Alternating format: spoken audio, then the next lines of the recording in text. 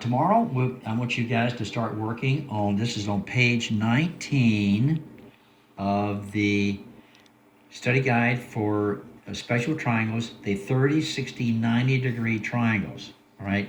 Now, you notice they have a way to the ratios there, but let me explain to you and put it here on the other side of how we come up with this right here.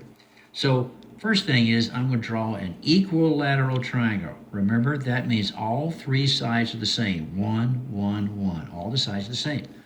I'm going to put a perpendicular bisector right there, which means that's a perpendicular there. That means it bisected this side. So that's going to be equal to 1/2. That side is 1. So use as a so that's a right angle. So to find out what this side right here is, we'll call this x for the time being.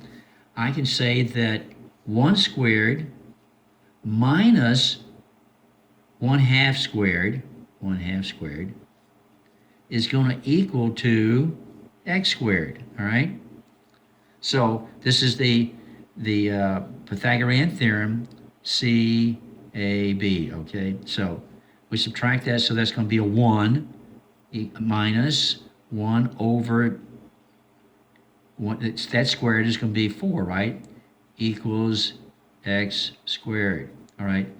Now, if I subtract that, I'm going to get a 3 over 4 equals x squared. Well, if I take what x is, I got to take the square root equals the square root of 3 over 4. That's the same thing as the square root of 3 over the square root of 4.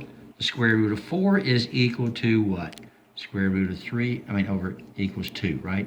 So that number becomes square root of 3 over 2. So on all 30, 60, 90, because an equilateral triangle, that's got to be 60 degrees. 60 degrees, now cut that in half, that's a 30, right? So if this is a 30, this is a right angle, and this is a 60, then whatever, this is 1, this is always going to be 1/2 of the hypotenuse. This side, the altitude in this case right here, is going to be equal to the square root of 3 over 2. So if this is x, this will become square root of 3x, and this is going to be 1/2 x, all right? So let's just take a example on the front page over here. Let's see, let's try this one right here. So here we're already given what the this leg right here is. So we know that leg is going to equal to what? Square root of 3 over 2x, right? Cross multiply, what do I get? That makes it a 24 equals the square root of 3x. So x is going to equal to 24 divided by the square root of 3 times the square root of 3, So 3 will go into 24 8 times, right? So that's going to be 8 square root of 3, all right?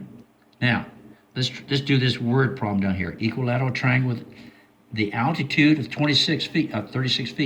That's the same thing as equilateral triangle like I drew on the other side. 60 degrees. Altitude, 36. Right angle. So I'm going to find the length of the side. In other words, I want to find the hypotenuse. So that means that this leg, 36, is going to equal to square root of 3 over 2x. Cross multiply, I get 72 equals square root of 3x.